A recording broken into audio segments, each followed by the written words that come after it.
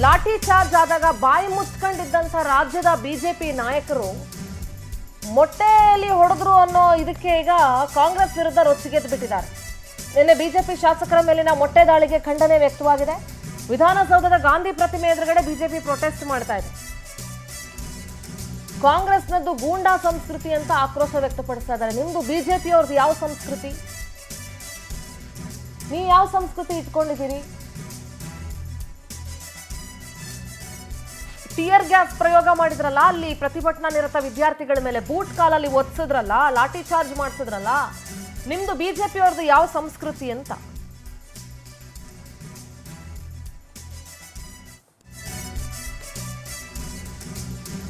ಕಾಂಗ್ರೆಸ್ ವಿರುದ್ಧ ರೊಚ್ಚಿಗೆದ್ದು ಬಿಜೆಪಿ ವಿಧಾನಸೌಧದ ಗಾಂಧಿ ಪ್ರತಿಮೆ ಎದುರುಗಡೆ ಪ್ರತಿಭಟನೆ ನಡೆಸ್ತಾ ಇದೆ. ನಿಮ್ಮ ಯೋಗ್ಯತೆಗೆ ಮಕ್ಕಳ ಭವಿಷ್ಯದ ವಿರುದ್ಧ ಪ್ರತಿಭಟನೆ ಮಾಡಕ್ ಅರ್ಹತೆ ಇಲ್ಲ, ಇಲ್ಲಿ ಗೂಂಡಾ ಕಾಂಗ್ರೆಸ್ ಅಂತ ಮಾತಾಡ್ತಾರೆ ಬಿಜೆಪಿಯವರು.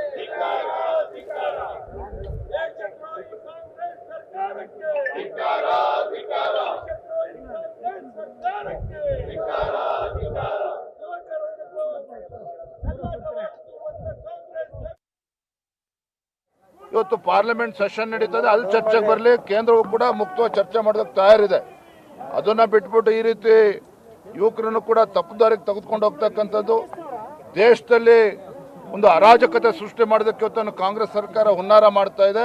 ಇದು ಖಂಡಿತ ಸಾಧ್ಯ ಇಲ್ಲ ಅನ್ನೋದನ್ನ ನಾನು ಈ ಸಂದರ್ಭದಲ್ಲಿ ಸ್ಪಷ್ಟಪಡಿಸ್ತೇನೆ. ಮತ್ತು ಬಾಂಗ್ಲಾದೇಶದ ಮಾದರಿಯಲ್ಲಿ ಇಲ್ಲೂ ಕೂಡ ದಂಗೆ ಎದ್ದೇಳಬೇಕು ಅನ್ನೋದು ಮೆಸೇಜ್ ಸಂದೇಶ ಮಾಡಿರ್ತಕ್ಕಂಥದ್ದು ಇದಾಗಿದೆ ಸರ್, ಮಾಹಿತಿ ಬಂದಿದೆ. ನೋಡಿ, ಇದು ಮಾಹಿತಿ ಹುಟ್ಟಾಗ್ತಾ ಇರ್ತಕ್ಕಂಥದ್ದು ಯುವಕರಲ್ಲ ಅಥವಾ ವಿದ್ಯಾರ್ಥಿಗಳಲ್ಲ.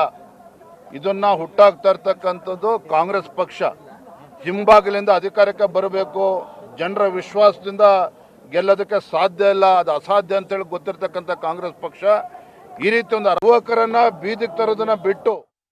ಪೊಲಿಟಿಕಲ್ ಬ್ಯೂರೋ ಹೆಡ್ ರಾಘವೇಂದ್ರ ನೇರ ಸಂಪರ್ಕದಲ್ಲಿ ಜಾಯ್ನ್ ಆಗ್ತಾ ಇದ್ದಾರೆ. ರಾಘವೇಂದ್ರ, ಅಷ್ಟೊಂದು ಜನ ವಿದ್ಯಾರ್ಥಿಗಳು ಪ್ರತಿಭಟನೆ ನಡೆಸಿದಾಗ ಬೂಟ್ ಕಾಲಲ್ಲಿ ಒತ್ಸಿ ಲಾಠಿ ಚಾರ್ಜ್ ಮಾಡಿಸಿ ಟಿಯರ್ ಗ್ಯಾಸ್ ಪ್ರಯೋಗ ಮಾಡಿದಾಗ ಬಿಜೆಪಿಗೆ ಏನೂ ಅನಿಸ್ಲಿಲ್ಲ, ಮತ್ತು ರಾಜ್ಯ ಬಿಜೆಪಿಯ ಶೂರರಿದಾರಲ್ಲ, ಬಾಯಿ ಬಂದಿರಲಿಲ್ಲ ಅವ್ರಿಗೆ ಯಾರಿಗೂ ಮಾತಾಡಕ್ಕೆ. ಈಗ ಇವರು ಶಾಸಕರ ಮೇಲೆ ಮೊಟ್ಟೆ ಪ್ರಯೋಗ ಆಯಿತು ಅಂದ ತಕ್ಷಣ ಕಾಂಗ್ರೆಸ್ ಗೂಂಡಾ ಸರ್ಕಾರ, ಗೂಂಡಾಗಿರಿ ಆಗ್ಬಿಡುತ್ತಾ? ಅಂದ್ರೆ ಇವ್ರದ್ದು ಯಾವ ಸಂಸ್ಕೃತಿ ಇವ್ರದ್ದು, ಬಿಜೆಪಿ ಅವ್ರದ್ದು? ಸಿಂಧೂರ, ಪ್ರಮುಖವಾಗಿ ಈ ವಿಚಾರವಾಗಿ ಬಿಜೆಪಿ ಮತ್ತು ಕಾಂಗ್ರೆಸ್ ನಡುವೆ ಜಟಾಪಟಿ ಏರ್ಪಟ್ಟಿರ್ತಕ್ಕಂಥದ್ದು. ಬಿಜೆಪಿ ಕಚೇರಿ ಮುಂದೆ ಯೂತ್ ಕಾಂಗ್ರೆಸ್ನ ಕಾರ್ಯಕರ್ತರು ಬಂದು ಪ್ರತಿಭಟನೆಯನ್ನು ಮಾಡ್ತಾರೆ. ನಿನ್ನೆ ಈ ಪ್ರತಿಭಟನೆ ಮಾಡಿದ ಹಿನ್ನೆಲೆಯಲ್ಲಿ ನಾವು ಸಹ ಕಮ್ಮಿ ಇಲ್ಲ, ನಾವು ಸಹ ಕಾಂಗ್ರೆಸ್ ಕಚೇರಿಗೆ ಹೋಗಿ ಮುತ್ತಿಗೆಯನ್ನು ಹಾಕ್ತೀವಿ ಅನ್ನೋ ನಿಟ್ಟಿನಲ್ಲಿ ವಿಪಕ್ಷ ನಾಯಕರು ಕರೆಯನ್ನು ಕೊಡ್ತಾರೆ. ಹಾಗಾಗಿ ಬಿಜೆಪಿ ನಾಯಕರು ಮತ್ತು ಕೆಲವೊಂದಿಷ್ಟು ಶಾಸಕರು ಸೇರಿ ಕಾಂಗ್ರೆಸ್ ಕಚೇರಿಗೆ ಮುತ್ತಿಗೆ ಹಾಕೋದಕ್ಕೆ ಪ್ರಯತ್ನವನ್ನು ಪಡ್ತಾರೆ. ಈ ವೇಳೆ ಪೊಲೀಸರು ಅವರನ್ನು ವಶಕ್ಕೆ ಪಡೆದು ಅವರನ್ನು ಕರ್ಕೊಂಡೋದಂತಹ ಸಂದರ್ಭದಲ್ಲಿ ಕಾಂಗ್ರೆಸ್ ಕಚೇರಿಯ ಮುಂದೆ ಬಂದು ಬಸ್ ನಿಲ್ಲುತ್ತೆ. ಆಗ ಕೆಲವೊಂದಿಷ್ಟು ಮೊಟ್ಟೆಯನ್ನು ಎಸಿತಾರೆ, ಕೆಲವೊಂದಿಷ್ಟು ಕೋಲುಗಳಲ್ಲಿ ಅವರನ್ನು ತೀವಿತಾರೆ ಅನ್ನೋದು ಅವರ ಒಂದು ಆರೋಪ. ಆದರೆ ಪ್ರಮುಖವಾಗಿ ನೀಟ್ ವಿಚಾರವಾಗಿ ನಡೀತಾ ಇರ್ತಕ್ಕಂತಹ ಪ್ರತಿಭಟನೆಯಲ್ಲಿ ರಾಜ್ಯ ಬಿಜೆಪಿ ನಾಯಕರು ಹೇಳೋದು ಇಷ್ಟೇ. ಈಗಾಗಲೇ ಮೋದಿಯವರು ಸ್ಪಷ್ಟವಾಗಿ ಹೇಳಿದ್ದಾರೆ, ಯಾರೇ ಸಹ ತಪ್ಪು ಮಾಡಿದರೆ ಅಂಥವರನ್ನು ಕ್ಷಮಿಸೋದು ಇಲ್ಲ, ಅವರನ್ನು ಬಿಡೋದು ಇಲ್ಲ, ಅವ್ರಿಗೆ ಶಿಕ್ಷೆ ಖಂಡಿತ ಆಗೇ ಆಗುತ್ತೆ. ಆದರೆ ಇಲ್ಲಿ ಕೆಲವೊಂದಿಷ್ಟು ಪಟ್ಟಭದ್ರ ಹಿತಾಸಕ್ತಿಗಳು ಈ ಒಂದು ಪ್ರತಿಭಟನೆಯಲ್ಲಿ ವಿದ್ಯಾರ್ಥಿಗಳನ್ನು ದಾರಿ ತಪ್ಪಿಸ್ತಾ ಇದ್ದಾರೆ. ಅವರು ಸೇರಿಕೊಂಡು ರಾಷ್ಟ್ರದಲ್ಲಿ ಅರಾಜಕತೆಯನ್ನು ಸೃಷ್ಟಿ ಮಾಡೋದಕ್ಕೆ ಮುಂದಾಗಿದ್ದಾರೆ. ಹೀಗಾಗಿ ಇದಕ್ಕೆ ಕಾಂಗ್ರೆಸ್ ಸಹ ಸಹಕಾರವನ್ನು ಕೊಡ್ತಾ ಇದೆ ಅನ್ನೋ ನಿಟ್ಟಿನಲ್ಲಿ ಅವರು ವಾಗ್ದಾಳಿಯನ್ನು ಮಾಡ್ತಾ ಇರ್ತಕ್ಕಂಥದ್ದು. ಜೊತೆಗೆ ಏನು ಶಾಸಕರ ಮೇಲೆ ಹಲ್ಲೆ ಆಗಿದೆ, ಆ ಹಲ್ಲೆಗೆ ಸಂಬಂಧಪಟ್ಟಂತೆ ಇದೊಂಥರ ಗೂಂಡಾ ಸಂಸ್ಕೃತಿ ಅಂತಲೂ ಸಹ ಅವರು ವಾಗ್ದಾಳಿಯನ್ನು ಮಾಡಿದ್ದಾರೆ. ಆದರೆ ಇಲ್ಲಿ ರಾಜಕೀಯ ವಿಚಾರವಾಗಿ ಮಾತ್ರ ಚರ್ಚೆ ಆಗ್ತಾ ಇರ್ತಕ್ಕಂಥದ್ದು. ಯಾವುದೇ ವಿದ್ಯಾರ್ಥಿಯ ಹಿತವನ್ನು ಕಾಯೋದು ಎರಡೂ ಪಕ್ಷಗಳು ಸಹ ಕಾಯ್ತಾ ಇಲ್ಲ.